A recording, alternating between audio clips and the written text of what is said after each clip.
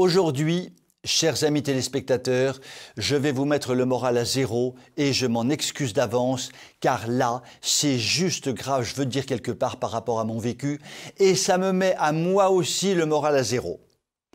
Tout vient de la fameuse déclaration de l'éblouissante Sandrine Rousseau, la fameuse écolo-bobo, qui en sort une par minute quand ce n'est pas une par seconde. Sa dernière trouvaille, créer un délit de non-partage des tâches ménagères. Moi, à titre personnel, j'ai pris cela comme un coup de couteau en plein cœur. Je vous raconte l'histoire brute de pomme et sans fioriture. Pendant des années, j'ai dû subir les petits plats concoctés par mon épouse et pendant des années, je dois l'avouer, ce fut carême tous les jours.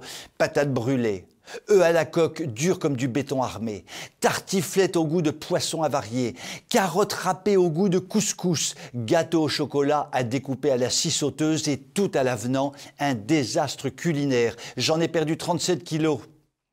Après des milliers d'heures de pourparlers, j'ai repris en main la cuisine du matin au soir, m'interrompant uniquement pour ma chronique sur TV Liberté.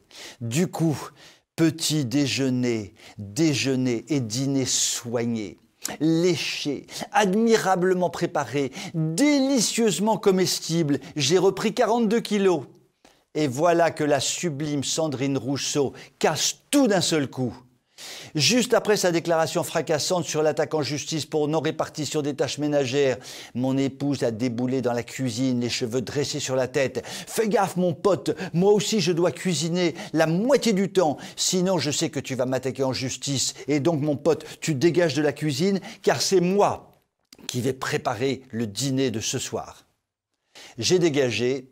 Elle a préparé le dîner et je me suis finalement couché sans dîner car le soufflé aux entrailles de porc halal qu'elle avait préparé avait intégralement brûlé.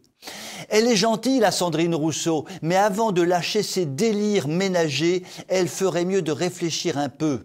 Bon, soyons charitables et excusons-la, la totalité de ses neurones ne pèse que 0,0000056 mg, car elles ont été presque intégralement détruites par le vaccin anti-Covid. On ne peut donc lui en demander trop. Cela dit, une inoffensive ablation de la langue de la Rousseau pourrait être un plus pour chacun d'entre nous, mais aussi pour les écolo-bobos, qui brillent comme jamais dans les sondages. Il flirte actuellement avec les 5% d'intention de vote. Et la Rousseau en tire la langue de dépit, ce qu'elle ne pourra plus faire après l'ablation de sa langue. Encore un effort de la Sandrine et les écolo-bobos récolteront moins de 5% des votes et alors ils ne se feront pas rembourser leurs frais de campagne. Oh les pauvres, moi, ça me navre vraiment. Je vous souhaite une très bonne soirée.